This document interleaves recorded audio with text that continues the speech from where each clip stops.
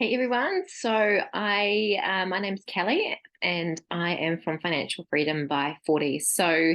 I am answering your questions today, and one of the questions that we had just recently was, do we use the buy, renovate, revalue and redraw technique? I've heard this called the BRRR technique. so um, that's not, I hadn't really heard of it called that until recently. I think that was a more American thing, though it seems to be becoming more popular here now. So it's BRRR.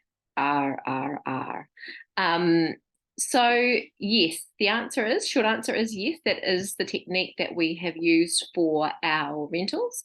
So basically I've talked about it in some of the other videos, but that's where we've used the revolving credit we have against our own home as a deposit fund.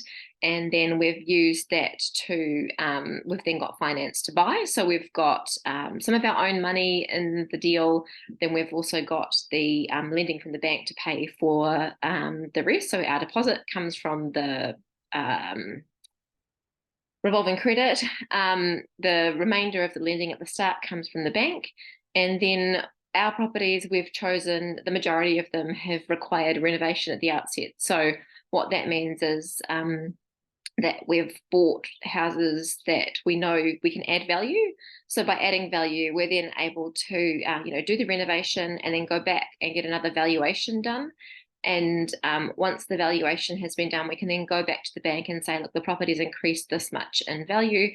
We want to refinance and add more lending with the bank.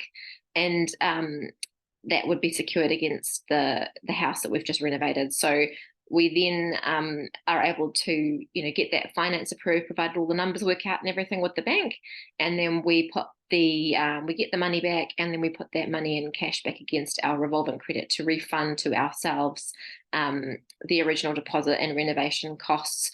We haven't always been able to do that all in one go, so depending on how much the value has increased on the property, sometimes we've had to leave some money in for a little bit longer. But then we'll come back and look at it again, maybe a little bit further down the track. You might wait for, say, a year or so, and there might have been some capital growth. And then you can do the process again. So you can get another valuation done again and take that back to the bank and refinance again and have move the rest of the lending off against the rental property, off the revolving credit, and then secure it against the rental property, which just means that you've got that revolving credit facility available for further deposits and renovation costs, but also in a lot of the time the cost of the interest on the revolving credit is higher than having it fixed against the property. So the sooner that we've been able to do that, as soon as we've been able to do that, we've done that to try and get the money fixed against the rental property itself. So yes. So for whoever asked if that was the strategy that we used, yes, that is the strategy we use. I think it's pretty common. If it's something that you're interested in doing, then definitely speak to a mortgage broker and find out, how it'll all work out for you, what you need to do. Good idea to get some financial advice from, someone who knows the ins and outs of, how that all works. But definitely a mortgage broker is a good place to start. So that answers that question. If you have any other questions that you'd like me to answer, feel free to drop me a message or just leave me a comment, and I'm happy to do another video.